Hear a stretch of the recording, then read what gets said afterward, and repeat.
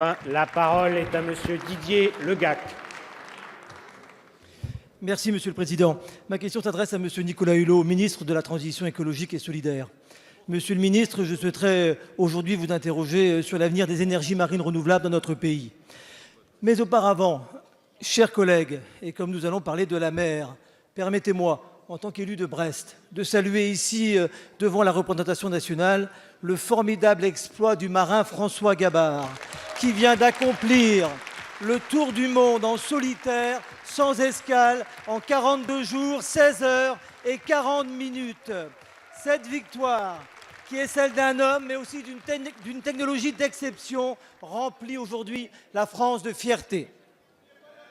J'en viens à ma question. Monsieur le ministre, le gouvernement a montré à plusieurs reprises déjà, et de manière manifeste, son attachement à la mer et aux questions maritimes. Il l'a fait récemment lors du CIMer à Brest ou encore au Havre, lors des Assises de la mer. À cette occasion, le Premier ministre nous a d'ailleurs confié que le retard de la France dans le domaine de l'exploitation de l'énergie marine faisait un peu désordre.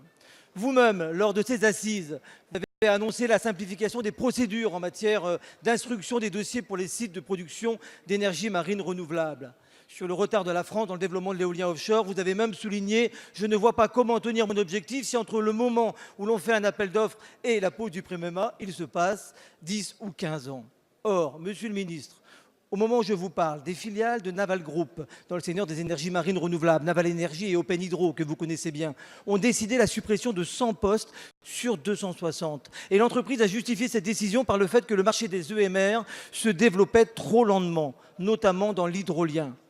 Bref, le savoir-faire est là. Plusieurs entreprises publiques et privées sont prêtes, en Bretagne notamment, mais les délais de mise en œuvre sont trop longs. C'est pourquoi, Monsieur le ministre, je souhaiterais savoir aujourd'hui ce que le gouvernement compte faire pour accélérer le développement de ces énergies marines renouvelables. Merci. Merci, Monsieur le député.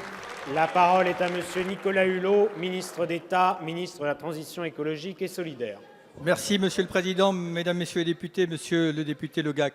Vous avez d'abord raison d'évoquer l'exploit de notre camarade parce que faire le tour du monde à près de 50 km/h de moyenne avec la plus belle des énergies renouvelables, le vent, ça nous donne de l'espoir effectivement pour l'avenir. La programmation pluriannuelle de l'énergie pose effectivement une ambition inconditionnelle si on veut réussir notre stratégie énergétique pour l'éolien en mer et on fait un des piliers indispensables. 3000 mégawatts d'éolien posés en fonctionnement en 2023, c'est notre objectif, et jusqu'à 6000 mégawatts attribués au même horizon.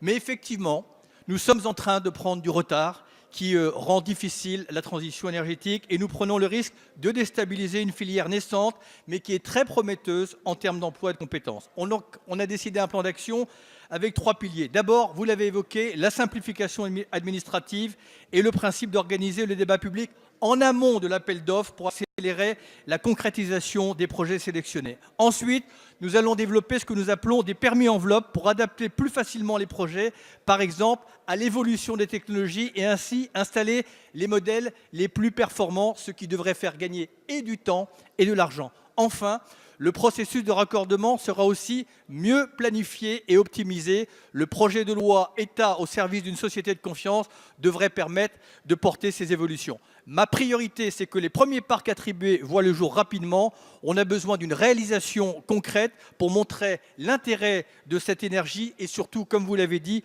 conforter les filières. D'autres appels d'offres à Dunkerque et Oléron sont en cours ou arriveront prochainement. Et je n'oublie pas, dans la même veine, ce qui va arriver juste derrière, qui est aussi très prometteur et peut-être plus acceptable, ce sont les éoliennes flottantes. Je vous remercie. Merci, Monsieur le ministre.